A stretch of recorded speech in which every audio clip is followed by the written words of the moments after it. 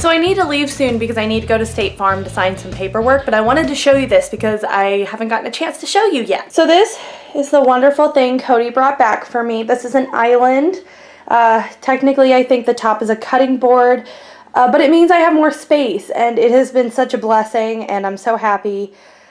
Griffin likes it because she can jump all over it, which I'm a little nervous because of the knives, but still I have more counter space and I'm so excited. So I was bad this morning and I got coffee.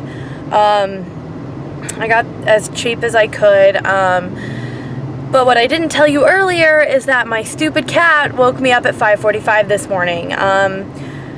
Really, one of the worst parts about living where I'm living right now is that we can't avoid each other, and she just gets so hyper.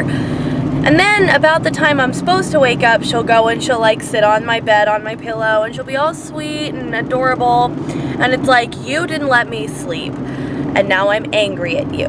So I don't know, I'm angry and I'm tired and I deserve coffee, and I'll figure out the money thing later. That's just kind of where I'm at right now, is I'll figure out the money thing eventually. So I got to work early because I had to go and stop by the State Farm office. So I'm gonna wait here in the car for a bit because I don't want to go in the office yet. And I think I'm going to name this video "Shit No One Tells You About Moving," or "Shit You Should Know Once You Graduate College," or something along those lines, because this whole State Farm thing has just been giving me a headache. So number one, if you have a car, change your insurance as soon as you possibly can if you're moving to a new state. Get rid of that headache early. Number two, as soon as you know your new address, take care of that. You know, you can do it online at the post office. Just, you know, change it and they'll send you your mail. And of course you're going to have to change your address at other places, but at least for things like, you know, if you have subscriptions or something, they'll get sent to you quicker. Number three, figure out your banking situation as soon as you possibly can. My problem was that Capital One does not exist in the Midwest. So I had to get a new bank when I was working in Valparaiso over the summer, and I had to switch all my money eventually once I figured out that I was staying in the Midwest. So figure that out as soon as you can. That was actually one that I jumped on quickly because I had to, because I needed my money. Number four. Now this one's kind of tricky because I don't have all the answers for it, and I still don't, but depending on whatever industry you're going into, make sure you figure out exactly what questions you should be asking. For instance, what screwed me over and what is screwing me over is that I didn't find out whether or not they were going to compensate me for driving around all the time. Now, I didn't know I would be driving around all the time, so I am currently losing money in this industry because of the money I spend on gas, when I estimated that I should be saving whatever my student loans were going to be until my student loans started in November, which means I'm going to have a serious talk with my employer in about a month and a half. So, fun stuff. Number five, and this is just a personal opinion because this sucks. If you are a part of the significant other couple that is not going to be the breadwinner, for the love of God, just go home. I mean, it's so much easier to go home than to struggle with everything I'm struggling with out here. And I could have put up with it for a year.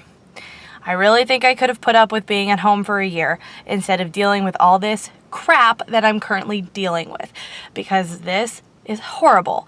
Now, if you are the breadwinner in the significant other coupleness that you might be in, and that's only if, you know, you're in the situation I am where you're engaged and are going to be going out of school, and you're still waiting for the other person to graduate. If you are the breadwinner, do whatever the hell you want, because we the less breadwinnery couple person we're just gonna follow you.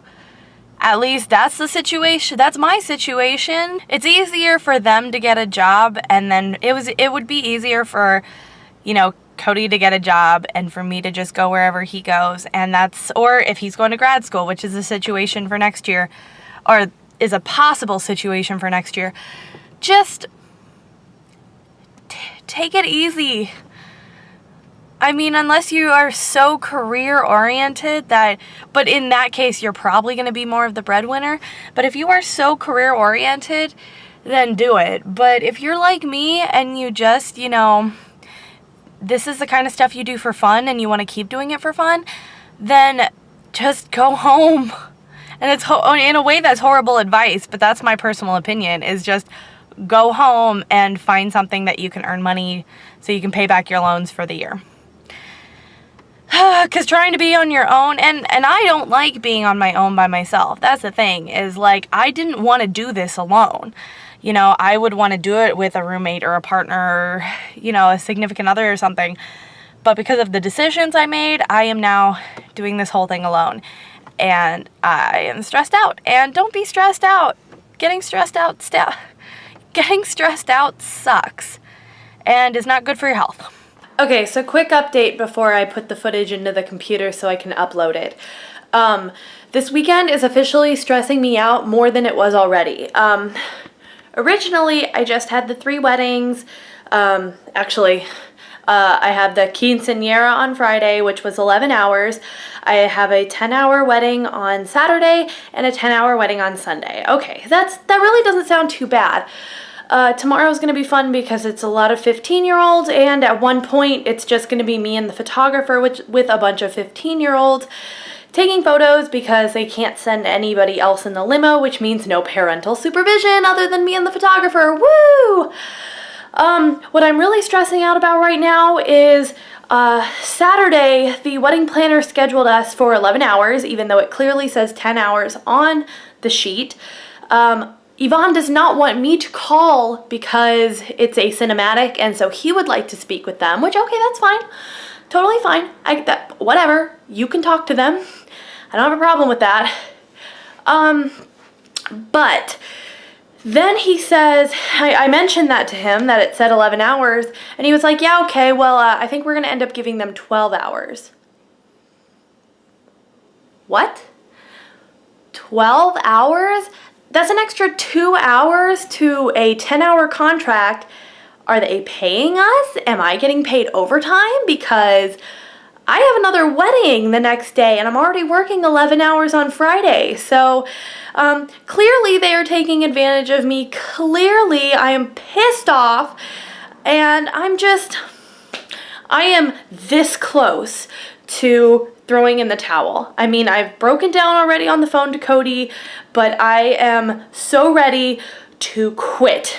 And the only reason I'm not is because I haven't, made plans to go home, and I'm still kind of waiting on some job applications. But I am so angry and so furious and so stressed out right now. I can't even explain it. Like, who does that? What kind of... I have a life outside of this wedding videography business. Surprisingly, I have a life. But they can't even pay me enough to live that life. They can't treat me like a human being, and I'm pissed. I don't want to do this anymore. I really don't want to do this anymore.